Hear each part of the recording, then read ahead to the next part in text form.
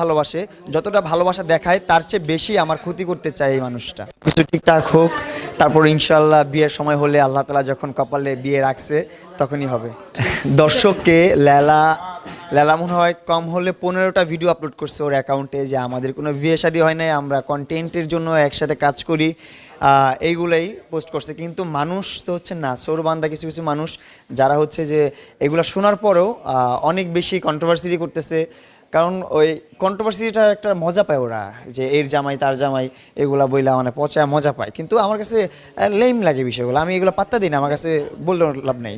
শাশুড়ি হলে সালাম করতে হবে তেমন কিছু না। আমার মা যেহেতু এটা অরমা, ওরমা ও সালাম করছে যে মুরব্বী, যে গুরুজন, সেই হিসাবে সালাম করছে। এরকমভাবে ও কোথাও বলে নাই আজ পর্যন্ত যে আমি আমার শাশুড়ি আমাকে সালাম করছি, এরকম কিছু বলে নাই কখনো। যখন ও স্টেটমেন্ট দিবে, ও ওরকম উল্টাপাল্টা কিছু করবে, আমাকে বাধ্য করবে, তখন আমি এগুলা রিভিল করবো অ্যান্ড শো করে দিব।